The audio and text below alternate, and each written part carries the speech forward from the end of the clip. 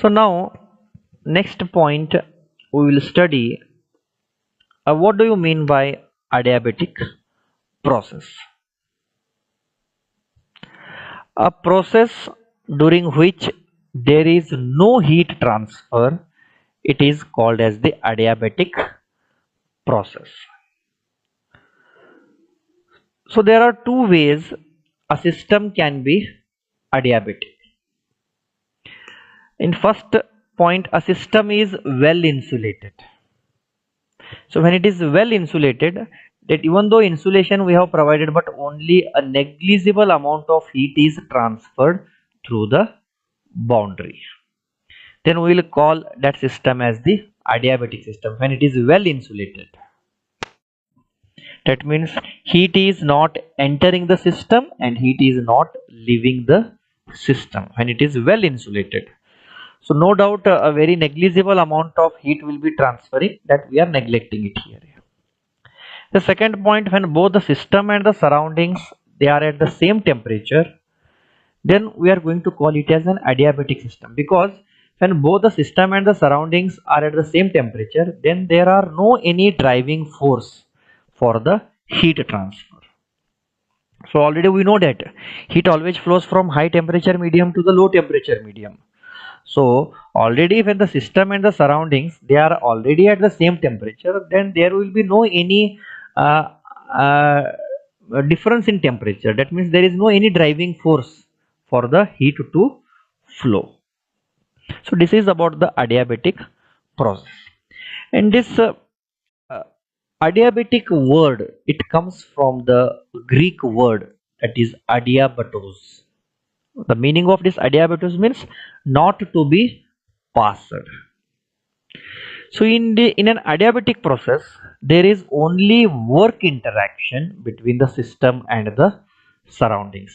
There will be no any heat interaction, because adiabatic means the heat is not flowing from the system or heat is not entering the system. There will be only work interaction in the adiabatic process. And another one main thing, the students, you should not get confused with this adiabatic process uh, with the isothermal process. So isothermal process means the temperature remains constant throughout the process, whereas adiabatic process means heat is neither entering the system nor leaving the system. You can see here in a diabetic process, even though there is no heat transfer, but the energy content and the temperature of the system can still be changed by other means such as work. So the meaning of adiabatic is neither heat is entering the system nor heat is leaving the system, but still the temperature or the energy content and the temperature of the system can still be changed even though there is no heat transfer, but still the energy content and its temperature can be changed by other means such as work. So when work is performed on the system, the energy content and the temperature of the system can be changed even though it is in a adiabatic condition.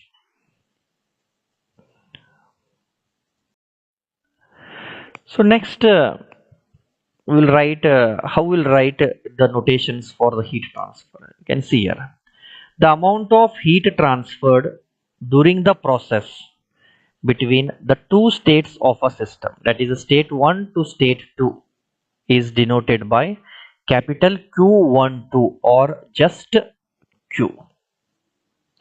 Q12 means the heat is transferring from state 1 to state 2. So from state 1 to state 2 it is moving, means we are going to call it as a process. So the amount of heat transferred during the process between the two states of a system, it is denoted by Q12 or just we are representing it by Q. The heat transferred per unit mass of a system, it is denoted by small q. Small q, it denotes heat transferred per unit mass. Small q meaning is same, or if you write capital Q divided by m, heat transfer per unit mass, it is denoted by small q. Its unit is kilojoules per kg.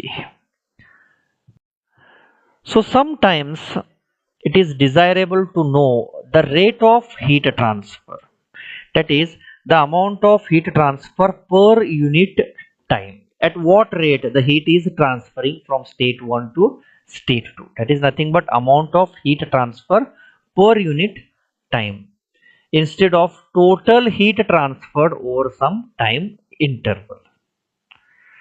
So just we can tell for 1 hour this much heat is transferred. So instead of that, so what is the rate of heat transfer? That is means the amount of heat transfer per unit time.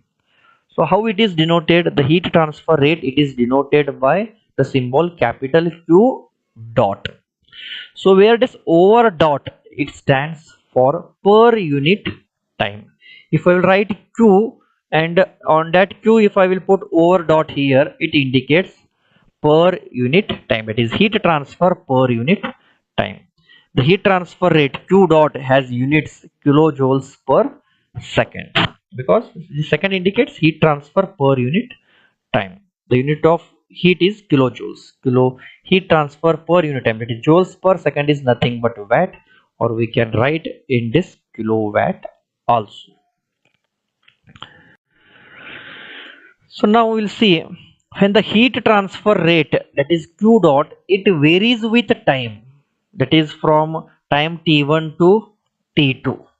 So then how we will indicate it? Then it is determined by this Q is equals to integration of t1 to t2, that is from time t1 to time t2, Q dot dt, when it is varying with the time. Then it is determined by this symbol, or in this form, when it is varying with the time. So unit will be kilojoules. And suppose when the heat transfer rate Q dot, it remains constant during the process. So how we are writing this heat transfer rate? Q is equals to Q dot into delta T. When the heat transfer rate Q dot, when it remains constant during the process, then we are indicating it by this symbol. That is nothing but delta T is nothing but T2 minus T1, which is the time interval during the process.